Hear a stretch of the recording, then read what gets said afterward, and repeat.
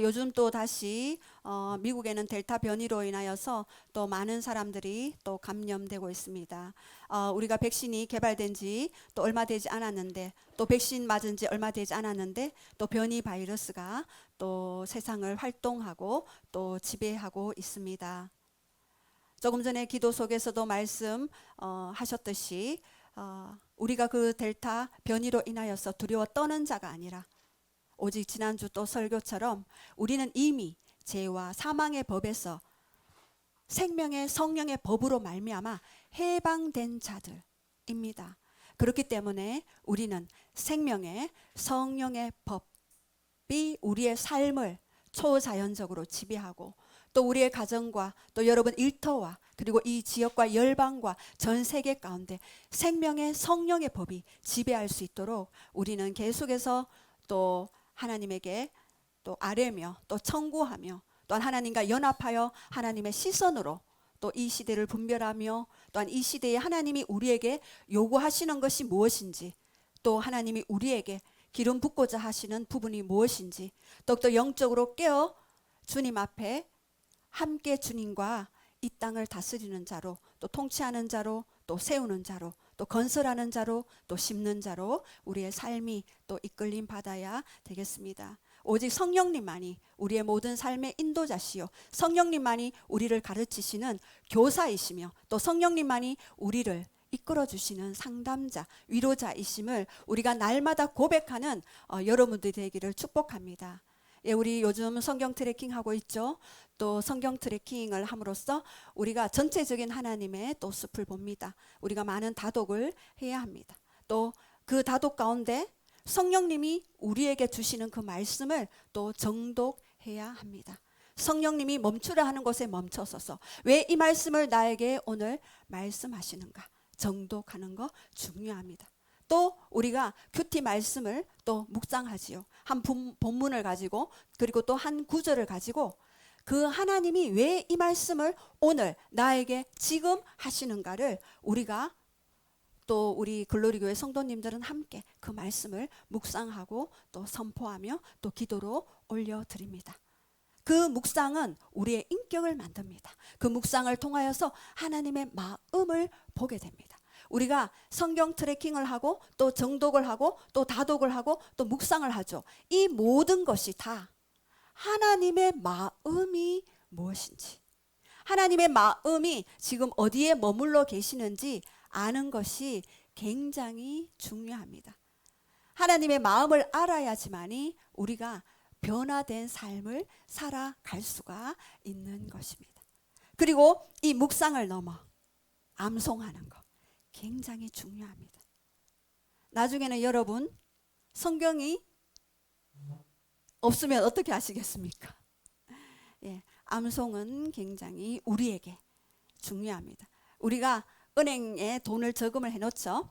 그러나 은행 그 카드, CD기 카드로 이제 인출하잖아요. 필요한 금액만큼 또 인출할 때 이 우리의 말씀 암송은 우리가 필요할 때 성령님이 내가 생각한 모든 것을 생각나게 할 거라고, 내가 말한 모든 것을 생각나게 하시는 성령님이십니다.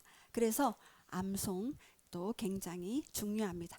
우리 글로리 교회는 선포와 그리고 암송과 묵상과 다독과 정독을 하는 그런 글로리 교회라서 너무 행복합니다. 너무 기쁩니다.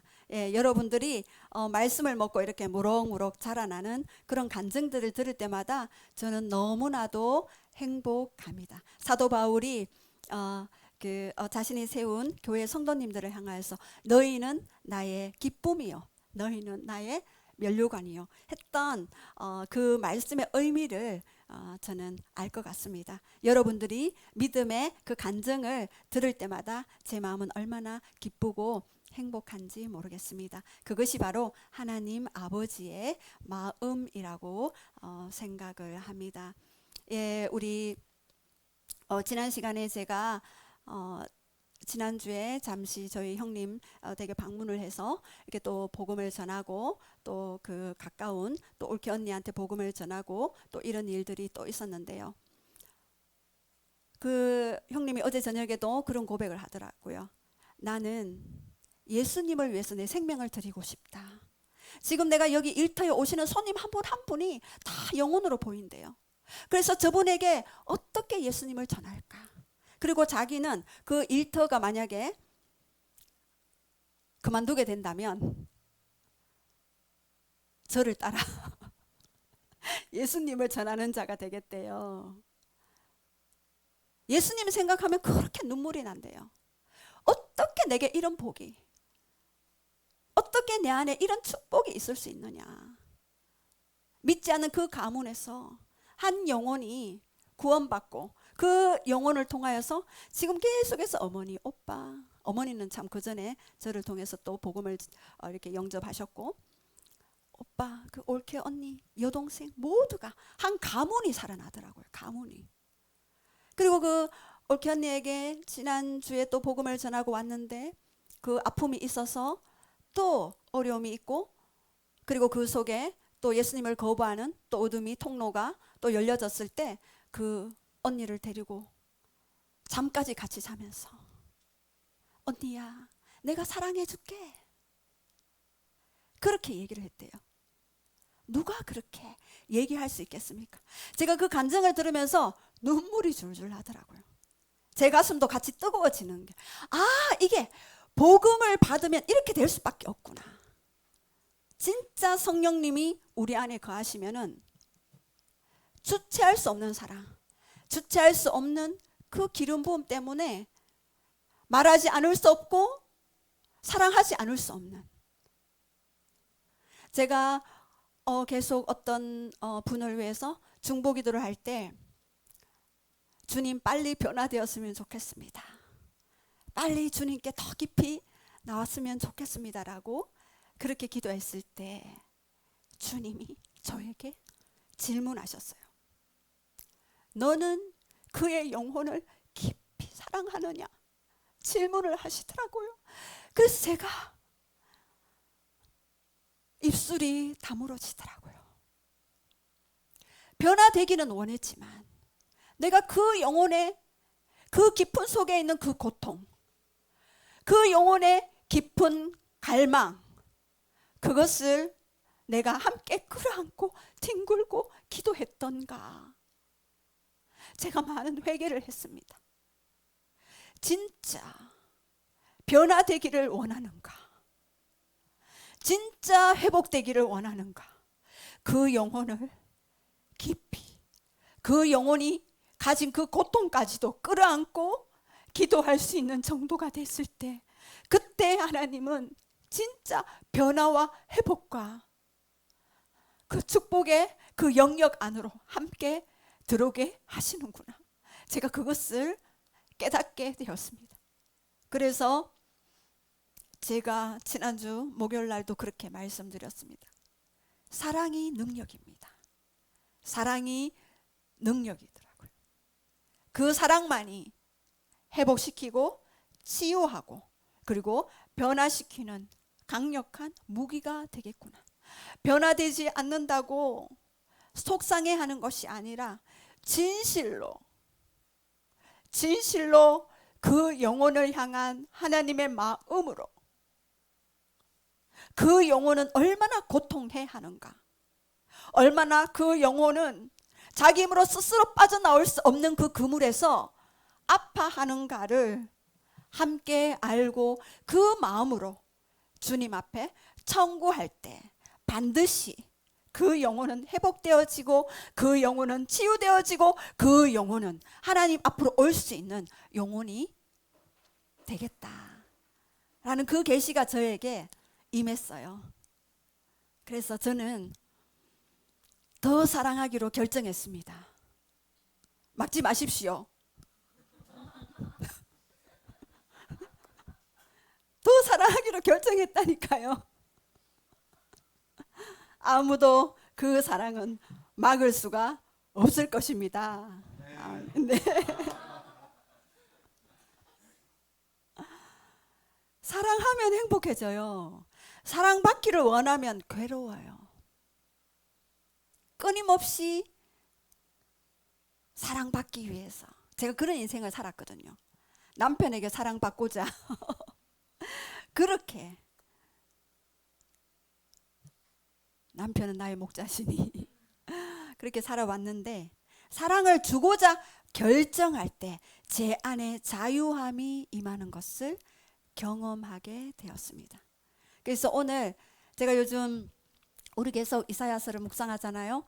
묵상하면서 제 마음에 이렇게 두드리는 게 있어요. 46장을 묵상하면서. 또 길게 적으면은 또 그럴까봐 1장부터 4절까지만 우리가 선포했는데요. 이사야서는 여호와는 구원이시다. 그래서 1장부터 39절 9장까지는요. 죄에 대한 심판을 얘기합니다. 39장 39. 구약이 몇 장이죠? 구약이 몇 권으로 되어 있죠? 39권. 예. 1장부터 39장까지는 죄에 대한 심판을 얘기하고, 그리고 40장부터 66장까지는 복음에 대해서, 구원에 대해서, 회복에 대해서 이야기합니다. 40장부터 66장 27장입니다. 신약이 몇 권이죠? 27권이죠. 그래서 이사야서는 거의 전체의 성경을 마치 타락과 그리고 구원과 그리고 회복과, 더 나아가서는 우리가 계시록의 재림과 그리고 그 재림을 통해서 우리가 휴거가 되어지고 천년왕국 그리고 백보자 심판까지, 그리고 구원받은 자는 영원한 천국으로, 영원한 낙원으로, 구원받지 못한 자는 영원한 영벌에. 사실 지옥은요, 우리가 가야 될 곳이 아니에요. 사단을 가두려고 만든 곳이 지옥입니다. 근데 그 사단은 자기 혼자 가는 게 억울해서 어쩌면 더 많은 영혼들을 지옥으로 데리고 갈까 호시탐탐 노립니다. 그리고 아담에게 부어진 그 모든 권세, 생육하고 번성하고 충만하고 땅을 정복하고 다스리는 그 권세를 빼앗기 위해서 아담을 속인 그 존재. 그래서 아담이 선악을 알게 하는 나무를 먹고 난 이후에는, 그 열매를 먹고 난 이후에는 그 모든 통치권이 어둠에게 가게 되어버렸습니다. 그래서 이 세상은, 온 세상은 악한 자 안에 처했다. 그래서 지금도 할 수만 있다면 택한 자라도 미혹하여 지옥으로 끌고 가는 것이 그들의 목적입니다. 그래서 우리는 날마다 깨어 있어야만 하는 것입니다. 그래서 오늘 제가 읽어드렸던 이 46장은요, 바벨론 우상들의 멸망을 이야기합니다. 유다 백성들이 바벨론의 포로로 끌려와서, 그리고 그 바벨론이 자랑하는 그 우상이 벨과 느보가 나오죠. 그들은 엎드려질 것이다 이야기합니다. 대제국 바벨론이 섬겼던 벨과 느보는 엎드려질 것이고, 47장에 가면은요, 이제는 바벨론의 멸망을 이야기합니다. 먼저는 종교적인 심판부터 하고 그 다음에는 그 나라의 심판을 말씀하십니다. 종교가 무너지면은요, 나라가 무너지게 되어 있습니다. 우리 가정과 개인도 마찬가지. 예수 그리스도를 잃어버린 인생, 여러분 해답이 있습니까? 제가 질문하고 싶어요. 왕 대신 예수 그리스도를 잃어버렸을 때 여러분 아무리 바벨론 문화와 같은 바벨론 세상에서 좋다고 하는 것들을 섬기고 따라갈 때 여러분은 점점 더 올무 속으로 들어가는 것을 발견하게 되실 것입니다. 그래서 오늘 이사야가 남유다가 바벨론 포로로 끌려갔던 그 바벨론에 대한 심판을 예언하고 있습니다. 자, 그런데 여기에서 1절 말씀 우리 한번 다 같이 한번 선포하겠습니다. 1절과 2절 같이 한번 선포하겠습니다. 시작. 벨은 엎드러졌고 느보는 구부러졌도다. 그들의 우상들은 짐승과 가축에게 실렸으니 너희가 떼매고 다니던 그것을 피곤한 짐승의 무거운 짐이 되었도다. 그들은 구부러졌고 그들은 일제히 엎드려졌으므로 그 짐을 구하여 내지 못하고 자기들도 잡혀갔느니라. 예, 바벨론인들이 섬기는 신 중에요, 굉장히 많은 신이 있습니다. 아누, 헤아, 벨티스, 이슈타르, 네르갈, 신 사마스, 그리고 벨과 느보까지. 그런데 이 바벨론에 많은 신들이 있지만 주신은 바로 벨과 느보 신이었습니다. 벨은요, 주라는 뜻을 가지고 있고요, 바벨론 최고의 신인 마르둑의 별명이기도 하죠. 그리고 히브리식 이름이기도 합니다. 이 신은 바벨론 최고의 신전은 에트 메난키에 모셔져 있는, 그래서 바벨론에서는 주라 칭하는, 가나안에서는 마치 바알이라고 한 그 신과 동격입니다. 자, 그리고 여기 느보가 나오죠. 느보는요, 바벨론 학문에 관련된 신으로 벨의 아들입니다. 그래서 불시파성에 모셔져 있죠. 지혜의 신, 그리고 문학을 관장하는 그러한 신입니다. 그래서 벨과 느보를 섬기던 이 바벨론의 포로로 끌려간 누가 있었죠? 다니엘이 있었죠. 다니엘의 엘은 바로 엘은 하나님을 나타내죠. 근데 다니엘이 바벨론 포로로 끌려갔을 때 이름이 바뀌어졌죠. 뭐로 바뀌어졌습니까? 벨드사살의 벨. 이 벨이 바로 바벨론의 그 벨이라는 신입니다. 그래서 이 벨이라는 이름에서 벨사살 왕 있죠. 벨사살 왕이 나왔고요. 느보라는 그 이름에서 느부갓네살이라는 이름이 나오게 되었습니다. 그리고 느부사라단 왕이 바로 그 이름 속에 나와 있습니다. 우리 한국에도 용을 섬기면은 이름에 용자를 넣는다든가 이렇게 왜 그렇게 하잖아요.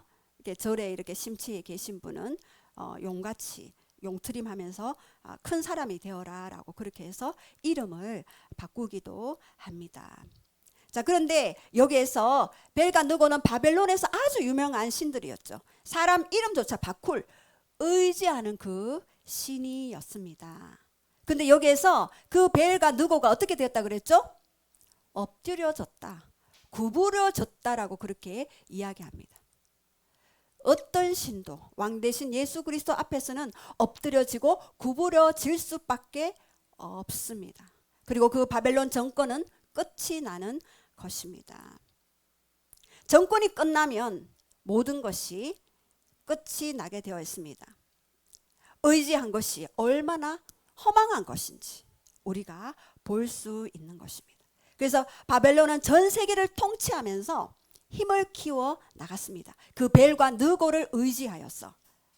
그래서 바벨론인들은요, 해마다 4월이 되면은 축제를 벌이게 됩니다. 이 거대한 이 벨과 느고 신을 소나 말이 끄는 수레에 싣고 그리고 성내를 행진하면서 축제를 즐겼습니다. 그래서 이 축제 때에 행해지는 이러한 모습을 연상하면서 이사야는 바로 이 그 영광스러운 이 두 신상이 누구에게 멸망당하느냐, 바로 페르시아의 바사왕 있죠. 고레스에게 멸망당할 것을 예언하고 있습니다. 그렇게 바벨론에서 섬겼던 벨과 느고가 이제는 초라한 우상의 실체를 드러내게 될 것이다 라고 그렇게 예언하고 폭로하고 있습니다. 사람들에게 경배를 받으며 그 신전 안에 당당히 서 있었던 벨과 느고가 이제는 자기 자신도 스스로 보호받지 못하고 오히려 짐승들과 가축들에게 짐이 되어지는 신세가 되어질 것이다 라고. 그래서 엎드려지고 눕혀져서 치욕스러운 자세로 운반되어질 것이다. 그리고 적들의 전리품에, 그 고레스 왕 페르시아에게 전리품으로 오히려 사로잡혀 갈 것이다 라고. 그래서 비참한 신세로 수레에 실려 끌려가는 신세가 될 것이다 라고 그렇게 예언하고 있습니다. 우상들이 짐승과 가족들에게 실렸으니 무거운 짐이 되었도다라고 말씀합니다. 여러분, 우상을 왜 섬길까요? 우상을 섬기는 그 근원은 무엇입니까?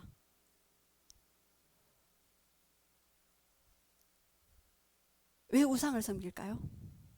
바로 인간의 불안 때문에 그렇습니다. 하나님과 우리가 연결되어 있을 때만이, 그 임재 안에 있을 때만이 우리 안에는 평안이 있고 안식이 있고 샬롬이 있습니다. 근데 그 하나님의 그 임재를 떠난 인간은요, 하나님의 보호막에서 스스로 벗겨지는 삶을 살아갈 수밖에 없어요. 하나님이 떠난 것 같지만 사실은 우리가 하나님을 떠나버렸어요.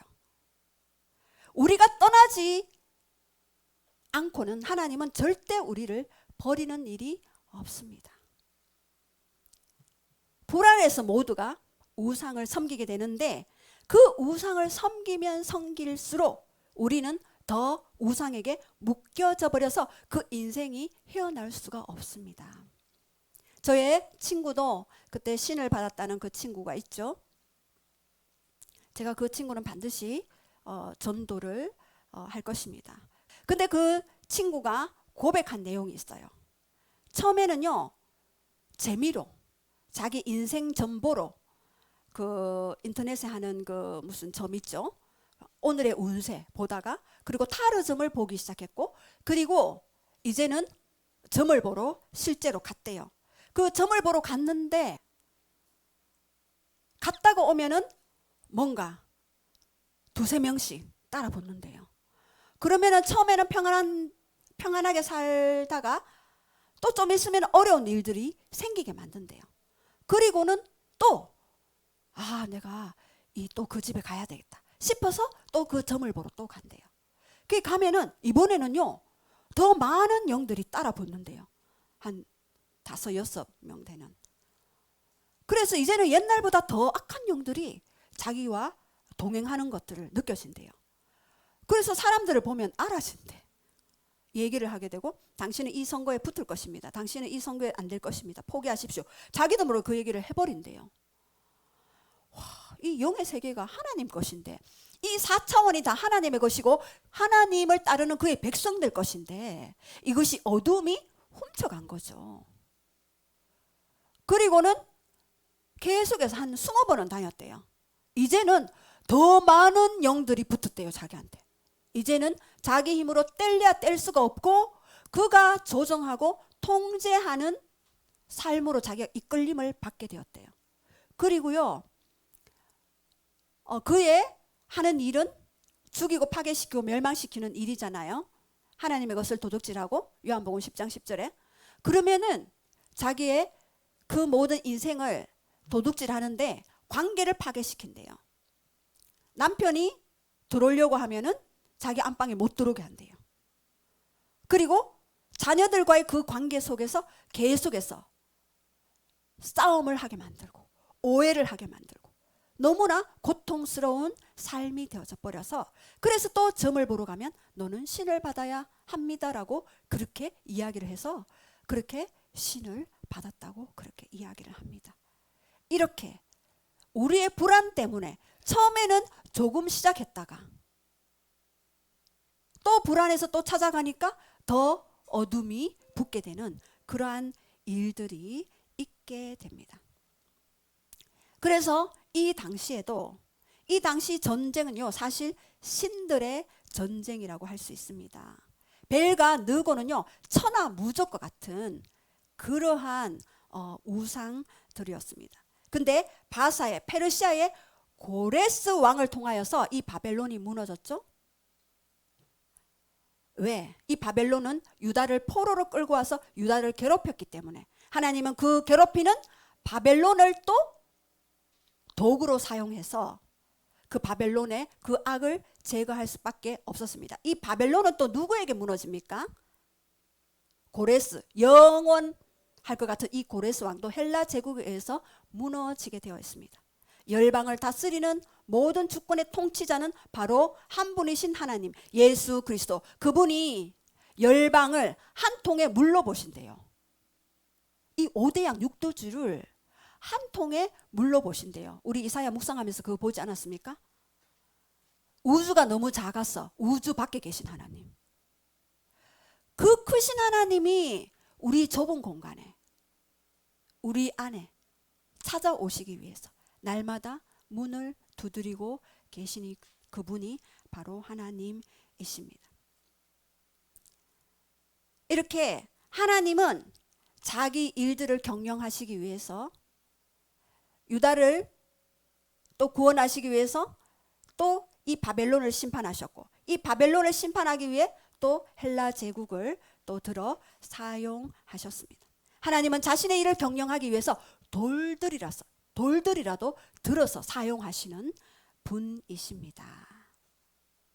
그리고 하나님은요, 여러분, 바벨론 제국을 무너뜨리기 위해서 페르시아의 고레스 왕을 기름 부어서 사용하십니다. 여러분, 구약의 기름 부은 자들은 누구입니까? 바로 왕, 선지자, 제사장이죠. 근데 이방 나라의 그 고레스 왕에게 하나님은 특별히 기름을 부어서 사용하십니다. 바로 하나님의 주권적인 역사입니다. 바로 고레스를 신약의 예수 그리스도를 예표하는 인물로 들어 쓰셨습니다. 고레스로 하여금 고대 근동 최강국 바벨론 제국을 무너뜨리고 압제당하던 이스라엘 유다 백성을 해방시키는 도구로 사용하셨습니다. 그런데 예수 그리스도는 그의 십자가와 그 죽음과 그 부활의 권능을 통해서 영적 바벨론이라고 부르는 이 세상에, 그 모든 사탄의 그 권세 아래 있는 우리를 해방시키고 자유케 하셨습니다. 영적 바벨론인 그 사탄의 그 권세 아래 신음하던 우리들을 해방시키셨습니다. 이 고레스는요, 육체적으로 정치적으로만 자유를 이루게 하셨지만 예수 그리스도는 우리의 영혼까지 책임지시고 자유케 하시는, 그리고 우리의 영혼의 절망의 감옥에까지 그 감옥에서 구해내시는 그러한 자로 세워주셨습니다. 예수 그리스도를 믿는 모든 우리들은 영적인 감옥에, 영적인 바벨론과 같은 이 세상에 갇힌 자들, 사단의 권세 아래 있는 자들을 해방시키는 무기를 우리에게 주셨습니다. 지지난 주 목요일날 우리가 하나님 음성 듣는 훈련할 때 조땡땡이라는 친구가 저에게 이야기했어요. 목사님은 천국 가이드다 라고 이야기했고, 그리고 에녹이가 그랬구나. 제가 13가 있는데 영적 감옥에 갇힌 자들을 해방시키는, 그 감옥에서 나오는 자라고 그렇게 이야기하는 것을 제가 들었습니다. 제가 그 이야기를 들으면서 취했죠. 나는 그러한 자다 라고 그렇게 고백을 했습니다. 그래서 이 고레스는 한 시대를 위해서 사용되었지만 예수 그리스도는 영원에서 영원까지 다스리고 통치하는 알파와 오메가요, 처음과 나중이요 시작과 끝이 되시는 놀라우신 분이십니다. 그래서 이스라엘은요, 이방 왕을 통해서 바벨론에서 해방시키려는 것들을 생각지도 못했어요. 어떻게 이방 왕에게 기름 부음을 줄 수 있을까? 그리고 그 고레스에게 기름 부음을 주고 이야기했죠. 내가 네 앞서 가겠다.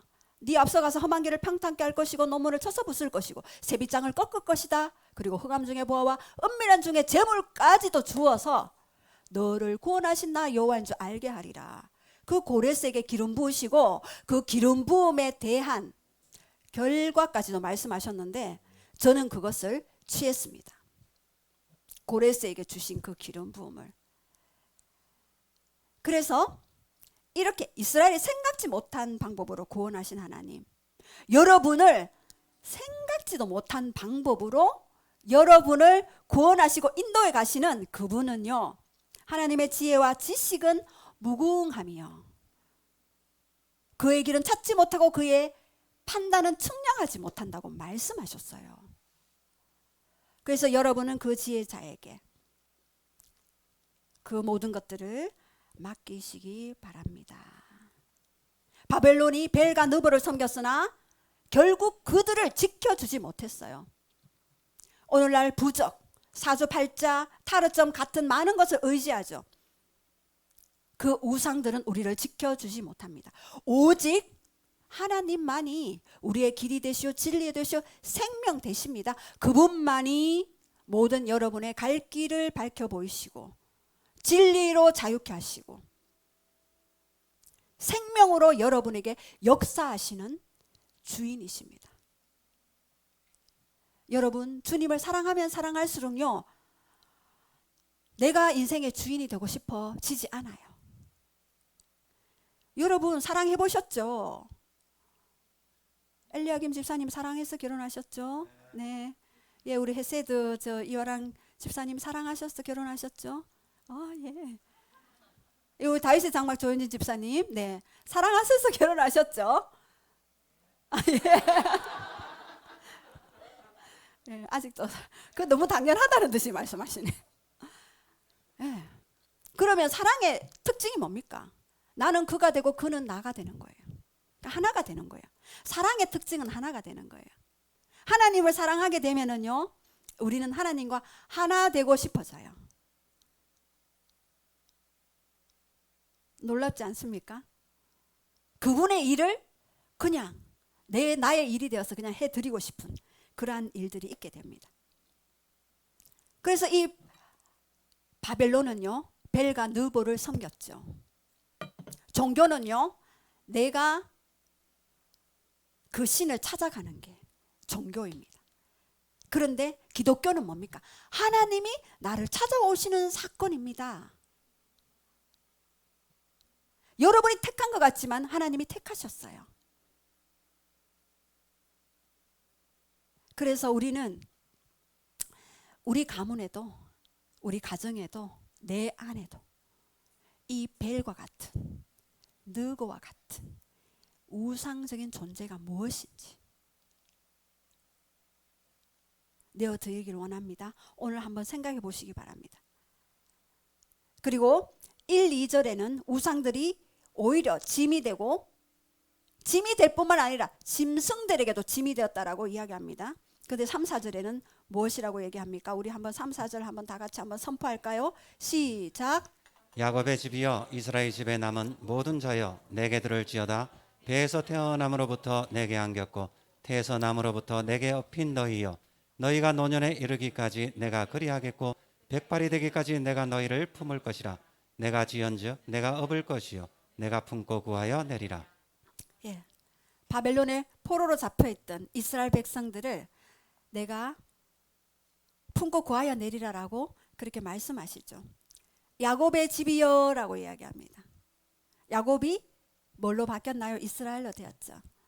하나님은 그 야곱을 선택하셔서 한 민족을 구원하시려고, 그리고 전 열방 가운데 제사장적 나라로 세우시기 위해서 야곱을 택하신 것처럼 여러분, 우리를 택하셨습니다. 우리에게도 야곱의 집이여 라고 그렇게 아주 친밀하게 부르시는 분입니다. 여기서 배에서 태어남으로 안겼고 업힌 너희여 라고 말씀하십니다. 하나님은요, 우리가 태어나기 이전부터 우리를 보시고 아신 분입니다. 우리의 안고 일어섬을 아시고 멀리서도 나의 생각을 보시는 분입니다. 제가 큐티에도 그렇게 적어놨는데요, 저는 예전에 하나님이 나를 감시하시는 줄 알았어요. 그래서 나는 열심히 살았어요. 잘해야 된다. 그래서 새벽 기도도 빠지지 않았어요. 안 돼, 잘해야 돼. 왜? 하나님께 인정받아야 되니까. 열심히 해야 돼. 그분이 나를 싫어하면 안 되니까. 내가 기도 빠지면은 하나님이 나를 혹시 치실 수도 있어. 안 돼. 이렇게 제가 하나님을 알고 하나님과 관계하던 사람이었습니다. 여러분, 이 말씀이 믿겨지십니까? 배에서 태어남으로부터 안겼고 업힌 너희여. 하나님이 우리를 안고 계셨대요. 하나님이 우리를 업고 계신대요. 여러분 믿어집니까? 하나님은 우리를 안아주시는, 그리고 섬겨주시는 아버지셔요. 어떻게 섬겨주셨습니까? 십자가에서 모든 물과 피를 흘리기까지 섬겨주셨습니다. 누가, 세상에 누가 그런 섬김을 할 수가 있겠습니까? 하나님은요, 우리가 어려워해야 할 분이 아니라 그분은 우리를 안아주시고 품어주시고 섬겨주시는 그런 일들을 하신대요. 마치 부모처럼. 저희 아버지는 83세고 어머니는 80세예요. 저는 50이 넘었어요. 보기에는 한 20대 초반처럼 보이시겠지만 네. 그런데 늘 저를 걱정하셔요. 기도회를 뭐 3시간 이렇게 하시면 좀 짧게 하라고. 너 목이 가지 않느냐고. 기도회가 문제가 아니고 저 목을 걱정을 하시는 분이 바로 저희 부모님이셔요. 하나님은요, 영의 세계를 보여주시기 위해서 3차원의 여러분의 관계들을 통하여서 말씀하셔요. 그래서 하나님의 마음을 부모님의 마음에 심어 놓으셨어요. 그래서 부모님의 마음을 보면 하나님의 마음을 알 수가 있어요. 그리고 내가 자녀들을 바라볼 때 부모님의 마음을 볼 수가 있는 것입니다. 그렇게 옮겨 심어 놓아 주셨습니다. 우리 하나님은 3절에서는 태어나서부터 4절에서는 백발이 될 때까지, 요람에서 무덤까지 우리 인생을 안아주시고 품어주시고 업고 가시는 분이라는 것을 선포하십니다. 여러분, 이런 아버지 하나님에 대한 그 믿음이 오십니까? 그러나 여러분은 때때로 염려가 올라오고 불안이 올라올 때가 있습니다. 왜 그럴까요? 바로 육신의 아버지, 어머니에 대한 왜곡된 이미지가 하나님 아버지와 오버랩되어서 그렇게 비춰주기 때문에 우리는 이런 말씀들은 그렇게 하지만 믿어지지 않을 때가 있어요. 은혜 받고 성령 충만할 때는 믿어지는데 충만하지 않을 때는 여전히 불안과 두려움이 올 때가 있습니다. 앞으로 여러분, 환경은 여러분을 더 불안 가운데, 두려움 가운데 놓일 수가 있는 환경으로 여러분은 이끌어 갈 것입니다. 그래서 하나님은 우리에게 왜곡된 하나님의 이미지를 제거할 수 있도록 보여주셨어요. 바로 그곳이 바로 어디냐? 바로 가정이에요. 가정은 하나님이 만드신 최소 가장 작은 사회 구조입니다. 이 부모님은요, 하나님의 예비적인 은혜를 경험할 수 있도록 길을 내시는 분이 바로 부모님이십니다. 그래서 세례 요한도 주의 길을 예비하였듯이 바로 부모님이 하나님의 은혜를 경험하는 길을 열 수 있는 분입니다. 그래서 예수님이 경험하신 부모님의 은혜를 보면은요, 우리가 알 수 있습니다. 예수님은 성령으로 10달 동안 마리아의 뱃속에서 잉태되었죠. 초자연적으로 잉태되셨고 출산되었습니다. 그래서 이 마리아와 요셉을 통하여서 하나님의 독생자로서, 이 통로로서 이 땅에 출생되어 오셨습니다. 그래서 이 건강한 사람의 그런 모습들을 이렇게 보면서 우리는 그 가정에 그 중요한 발달 시기에 어떤 문제가 있었는지, 어떤 아픔이 있었는지, 어떤 고통이 있었는지 알 수가 있습니다. 보통은 건강한 가정에서 무조건적인 수용, 그리고 육체적인 그런 양분들, 우리의 필요 조건들을 채울 수 있는 것들을 이렇게 채운 받습니다. 그리고 안정된 그런 정서적인 그런 분위기, 그리고 서로 사랑하는 모습에서 아이들은 안정감을 누립니다. 자식에게 아무리 잘해주잖아요. 그런데 부부간의 친밀감이 없으면 그 자녀에게 불안이 있어요. 저는 그것을 많이 사역하면서 그런 사역을 많이 했거든요. 불안이 있어요. 제한테도 여전히 그런 부분들이 있었습니다.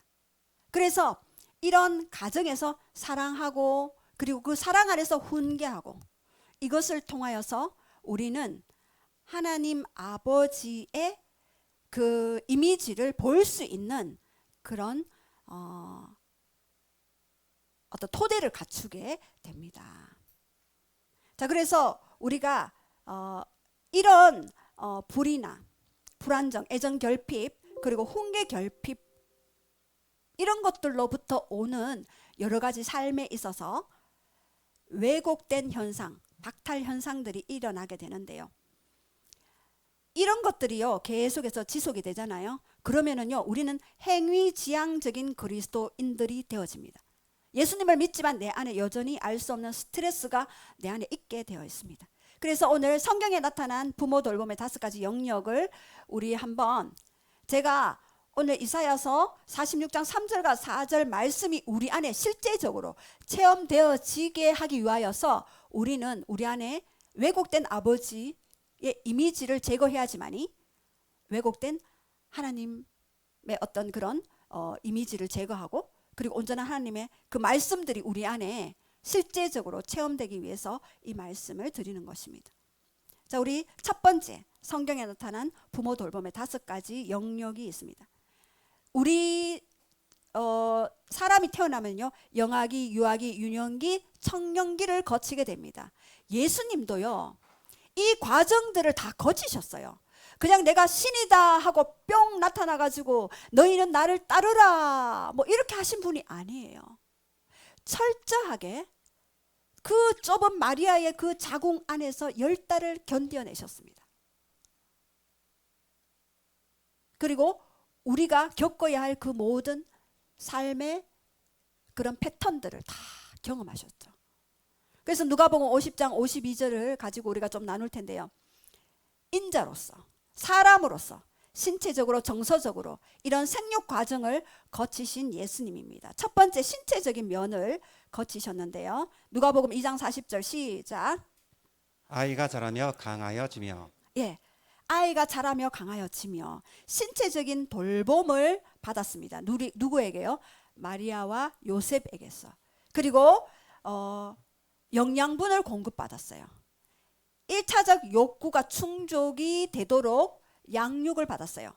이 1차적인 욕구, 우리가 먹고 그리고 입고 하는 이 1차적인 욕구가 충족이 되지 않으면은요 아이는 뇌에 영향을 미치게 돼요. 그래서 잘 못 먹은 아이들이 보면은요 이 뇌가 아주 활동을 못해요. 예. 그래서 아프리카에 있는 그 기아에 허덕이는 아이들요 뇌를 조사해 보면은 굉장히 뇌 활동이 저조하다는 그런 통계가 있습니다. 그리고 또 두 번째 정신적인 면입니다. 누가복음 2장 52절 우리 한번 선포하겠습니다. 시작. 예수는 지혜와 키가 자라는 가며 하나님과 사람 앞에 더욱 사랑스러워 가시더라. 예, 여기에서 지혜가 나오죠. 소피아라는 의미입니다. 이것은 그냥 지혜라기보다는 삶의 경륜, 경험, 사유를 통해서 생각하는 것을 통해서 가진 지혜입니다. 그래서 이것은요, 이 지혜는 정서적인 것들을 채워주는 그런 지혜입니다. 마리아와 요셉이 서로 사랑하고 서로 그 가정에서 자라났던 이 예수님은 그 인성 발달에 인자로서의 그 어떤 정서적인 그런 영향력을 받았다라는 의미입니다. 그리고 세 번째 사회적으로 관계적으로 우리가 누가복음 2장 52절 말씀 우리 한번 선포하겠습니다. 시작. 사람에게 더욱 사랑스러워 가시더라. 예, 사람에게 수평적인 대인 관계에서도 사랑스러워져 갖고 자라갔습니다. 부모에게 사랑받은 자녀는요 소속감과 안정감을 누리기 때문에 대인 관계에서도 굉장히 안정감을 누려요. 그래서 상대가 설사 나의 부탁을 거절했다 할지라도 그 거절을 건강한 마음으로 받아들이게 됩니다. 내가 설사 인정받지 못한다 할지라도 그것이 내 안에 어떤 아픔이나 고통으로 느껴지지 않습니다. 그래서 여러분이 혹시 내 안에 아니면 관계 속에서 아니면은 이런 공동체 속에서 거절감을 느끼는 어떤 것들이 만약에 생겼다. 그러면 이 부분이 왜 그런지 직면하셔야 합니다. 왜요? 이 거절감을 통하여서 제가 예전에도 말씀드렸죠. 중독으로 가는 그런 통로가 열리게 되고요. 그리고 이 거절감을 통하여서 아무리 내가 하나님이 사랑한다라고 말씀하셔도 삶 속에서는 수평적인 관계에서 내가 여전히 뭔가 나도 알지 못하는 걸림이나 장벽이 생기는 것들을 볼 수가 있습니다. 그래서 이런 부분들을 해결해야 되겠죠. 자, 그리고 네 번째, 인격적으로, 의지적으로, 정신적인 면에서도 예수님은 그런 돌봄을 받았습니다. 누가복음 2장 51절 시작. 예수께서 함께 내려가사 나사렛에서 이르러 순종하여 받으시더라. 예, 또 누가복음 2장 49절 시작. 예수께서 이르시되 어찌하여 나를 찾으셨나이까? 내가 내 아버지 집에 있어야 될 줄을 알지 못하셨나이까? 예, 이때 이제 6월절 날에는 예루살렘에 올라가서 이제 절기를 지키는데 마리아와 요셉과 그 자녀들이 함께 올라갔어요. 그런데 하루가 딱 지나고 나니까 예수님이 없어. 아들이 없어요. 그래서 다시 성전에 들어가 보니 거기에서 이제 율법 교사들과 서로 이야기하면서 나누는 그런 광경을 발견하게 됩니다. 그래서 오, 예수야 왜 여기 있었어? 라고 얘기하니까 내가 내 아버지 집에 있어야 할 줄 알지 못하였나이까. 여기에서 예수님이 처음으로 자신의 영적인 신분을 밝힙니다. 마리아와 요셉에게. 내 아버지 집에 있어야 할 줄 알지 못하나이까. 이렇게 영적인 신분을 말씀하시고 알고 계셨는데 바로 누가복음 2장 51절에는 어떻게 이야기합니까? 본인이 직접 하나님의 아들로 오셨지만 예수께서 함께 마리아와 요셉과 함께 나사렛에 이르러서 어떻게 했다 그랬나요? 순종하여 받더니나 육신의 부모님에게도 순종했던 모습을 볼 수 있습니다. 그가 인격적으로, 의지적으로, 정신적으로 부모님에게 순종할 수 있는 영역에까지 이르렀다는 말입니다. 그리고 다섯 번째, 영적인 면에서도 누가복음 2장 40절에 시작. 하나님께 사랑스러워 가시더라. 하나님께 사랑스러워 가시더라. 수직적인 면에서도 자라났다라는 의미입니다. 그래서 부모의 은혜는 다가올 하나님의 은혜를 받기 위한 예비적인 은혜를 경험할 수 있는 통로의 역할을 하게 됩니다. 그래서 부모의 그런 돌봄이 굉장히 중요하죠. 그러나 우리 가운데는 그런 돌봄을 많이 받지 못했습니다. 영적으로 또 정신적으로 의지적으로 또한 정서적으로 그런 돌봄을 받지 못했습니다. 자, 두 번째, 부모의 이 비은혜. 그러나 우리는 이 돌봄을 받지 못한 이 비은혜들이 우리의 삶 가운데 역사하게 됩니다. 이 비은혜가 주는 영향력이 있습니다. 첫 번째, 비은혜는 disgrace라는 단어를 사용합니다. grace, 은혜가 왜곡된, 은혜가 아닌 dis, 반대되는 거죠. 그래서 은혜의 비참한 그 왜곡상들이 우리 안에 있게 됩니다. 그래서 이것은요, 대인관계의 기초가 되는데 이것은 바로 유년기에 형성이 되어집니다. 이 유년기에서는요, 관계의 언어를 배우게 되는데 이 관계의 언어는 우리의 언어, 말을 통해서 언어를 이렇게 교통하고 서로 소통하기 이전에 관계의 언어를 배우게 되는데 바로 18개월 이전에 관계의 언어를 배웁니다. 내가 배고프면 응애 하고 울 때에 바로 안아주고 바로 이렇게 도닥여주는, 그리고 필요하다고 막 이렇게 보챌 때에 왜 울어?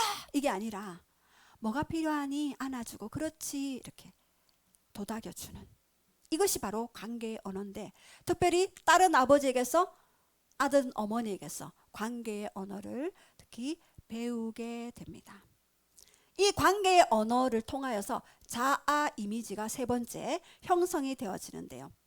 그래서 이 가정에서 아이들이 자기를 어떻게 바라보는가, 내가 내 자신을 어떻게 바라보는가, 자아 이미지를 형성하게 되어집니다. 이 가정을 통해서. 첫 번째는요, 하나님의 개념이 형성이 되어집니다. 그래서 가정은 우리에게 하나님의 첫 인상을 심어주는 채광 창문과 같아요.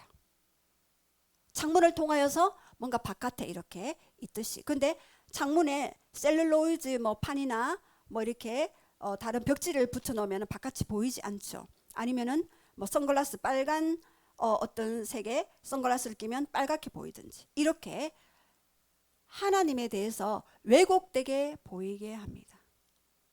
말씀에서 이렇다 할 때에 내 의지는 되지만 감정에서 그것이 느껴지지 않을 때가 또 있습니다. 그리고 잘못된 하나님. 그러니까 내가 잘못하면 하나님이 나를 벌 주실 거야. 내가 이렇게 살면 하나님이 내 앞길을 막으실 거야 라고 하는 그런 두려움의 하나님. 그리고 권위자들에 대해서. 권위자가 그냥 이렇게 하기를 원합니다. 어떻게 했어요? 라고 얘기하는데 그게 거절로 들리고 그것이 그냥 뭐지? 뭐 나를 이렇게 하는 거야? 이렇게 생각하게 만드는 그런 마음이 있다면 이것은 왜곡된 그 하나님에 대한 그런 형상들이 있게 되어집니다. 그리고 타인의 개념. 가정은 우리가 다른 사람을 바라보게 되는 창문과도 같습니다. 그래서 이 타인을 바라볼 때 경쟁자로 보는가? 친구로 보는가? 함께 우리가 협력해서 선을 이루고 아름답게 이렇게 가야 하는데 뭔가 자꾸 경쟁하려고 하고 내가 잘해야만 되고 내가 더 인정받아야만 되고 이런 마음들이 있을 때 우리는 그런 부분들을 회복해야만 합니다. 그리고 사람들을 볼 때 단점만 보여. 자녀들을 볼 때도 단점만 보여. 못하는 것만 막 보여요. 잘하는 거를 칭찬하기보다는 못하는 거에 대해서 계속해서 지적하고 불안하니까. 왜냐하면 잘 키워야 되니까. 계속해서 이렇게 해라 저렇게 해라 말하게 되는. 예. 그래서 자녀들이 고통받게 되죠. 근데 이 자녀들이 본인이 또 부모님이 되면 또 그렇게 되어지는. 제가 어떤 분을 기도를 해드렸는데요. 그분이 돌아가서 그렇게 얘기를 했대요. 다른 분에게. 제가 기도 사역을 이렇게 하는데 하나님의 마음을 이렇게 풀어내면서 이제 기도를 하는데 어떻게 그렇게 나의 단점은 싹 감추고 장점만 그렇게 더 강화해서 이야기하는지 너무나 몸둘 바를 모르겠더래요. 그래서 그것이 하나님의 마음이구나. 하나님은 본래 우리의 단점을 지적하시는 분은 아니시잖아요. 그냥 깨닫게 하시도록 기다려 주시더라고요. 놀랍지 않나요? 그런데 우리가 단점을 많이 지적을 받게 되면 나도 커서 다른 사람의 단점을 많이 보게 되더라고요. 이것이 바로 가정 안에서 이제 형성되는 타인을 보게 되는 그런 다른 사람을 보는 방식들. 그리고 다른 사람이 나를 어떻게 보는가에 대한 방식을 결정지어 주는데 지대한 역할을 하게 됩니다. 그래서 옆에서 뭔가 수근수근하면 저 사람 내 얘기하는 거 아니야? 뭐 이렇게 느껴진다든가 이런 부분들이 있습니다. 자, 그리고 세 번째, 현실 개념을 형성합니다. 가정은 세계로 들어가는 문과 같습니다. 그래서 현실을 바라볼 때에 내가 어떻게 바라보는가를 결정하는 문이 되어집니다. 그래서 내가 어떤 현실과 이런 것들에 대해서 계속해서 내가 두려움에 사로잡히는가 아니면은 하나님과 함께 이것을 뛰어넘어야 할 장벽 그리고 더 협력해서 선을 이루실 하나님의 계획이 숨어 있다는 것들을 볼 수 있는 그런 눈을 열어주는가. 예, 그래서 그런데 이러한 이 모든 것들이 바로 네 번째 삶 속의 상처로 인한 결과물들입니다. 첫 번째 자신에 대한 자존감이 결여가 되어집니다. 자꾸 눈치를 보게 되고 지나친 경쟁의식을 가지게 되죠. 그리고 대인관계 어려움이 삶 속에서 계속해서 일어나게 됩니다.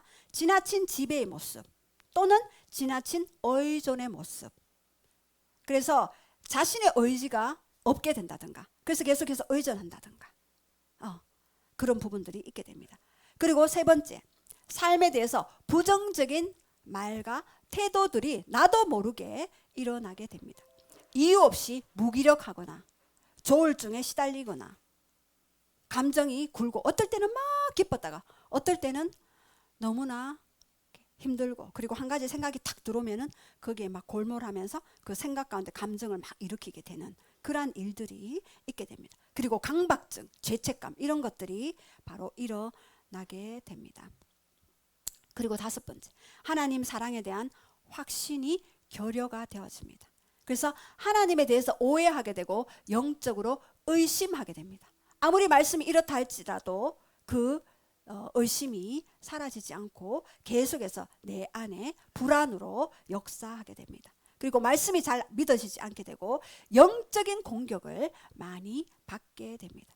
그래서 절대 나는 실수하면 안 돼, 저 사람도 절대 실수하면 안 돼라는 그러한 사고관념 체계가 내 안에 자리 잡고 됩니다. 예, 그리고 여섯 번째, 영적인 삶의 굴곡과 침체가 있었죠. 어떨 때는 막 믿음이 있어요. 근데 어떨 때는 한없이 믿음이 나락으로 떨어져 내려가는 그런 어떤 부분들. 충만할 때는 막 또 좋은데 그 충만이 사라지게 되면은 다시 무기력해지거나 우울해지거나 또는 자꾸 세상이 그냥 더 동경스러워지고 이런 것들이 영적인 굴곡과 침체가 많이 일어난다 입니다. 그래서 이런 것들이 내 안에 뭔가가 있다면 이것은요, 하나님 앞에서 회복되어야 할 영역입니다. 그래서 우리가 치유사역을 할 때 오늘 치유사역을 우리가 기도 가운데 우리 안에 이런 부분들이 조금이라도 있는가, 만약에 있다면 여러분 지금은요 급변하는 시기예요. 여러분 계속해서 환경들이 여러분 삶을 요동치게 하고 두려움을 줄 것입니다. 이때에 이런 것들이 온전히 회복되어서 우리가 더 담대함으로 하나님과 하나 되어서 나아가는데, 첫 번째는요, 우리 지난번에도 제가 한번 말씀드렸습니다. 치유사역을 할 때 이게 꼭 매뉴얼이 되지는 않습니다. 여러분들이 성령님의 이끌림에 따라서 기도하시면 돼요. 첫 번째, 감정을 먼저 여러분 앞에, 이런 불안한 마음, 우울한 마음, 그리고 무력한 그런 몸, 그리고 다른 사람들이 나를 바라볼 때에 의식되어지는 부분들, 이런 감정들을 주님 앞에 드리고, 두 번째는 예수님의 시선으로 바라보고요. 그리고 세 번째는 반드시 그 부모에 대한 용서가 있어야 되고, 네 번째는 축사 악한 영들이 그것을 통로로 왔을 때 축사 사역을 해야 되고요. 그리고 가장 중요한 말씀 심기가 있습니다. 이 말씀 심기는요, 여러분에게 결코 흔들리지 않도록 역사하는 강력한 믿음의 토대가 되어집니다. 그래서 우리 3절과 4절 말씀 우리 다시 한번 선포할까요? 시작. 야곱의 집이여, 이스라엘 집에 남은 모든 자여, 내게 들을지어다. 배에서 태어남으로부터 내게 안겼고 태에서 남으로부터 내게 없인 너희여, 너희가 노년에 이르기까지 내가 그리하겠고 백발이 되기까지 내가 너희를 품을 것이라. 내가 지은즉 내가 업을 것이요 내가 품고 구하여 내리라. 아멘. 예, 우리 함께 기도하실 때 우리 하나님이 말씀하셨어요. 노년에 이르기까지 내가 너를 안고 가고 업고 가겠다. 그리고 백발이 되기까지 내가 너를 품겠다. 그리고 내가 지었은즉 내가 업을 것이고 내가 품고 구하여 내리라. 업고 품고 구하여 내는 그런 이 말씀들이 여러분에게 실제가 되어지기까지 우리 안에 있는 그런 어둠들을 몰아내고 그렇게 나아가겠습니다.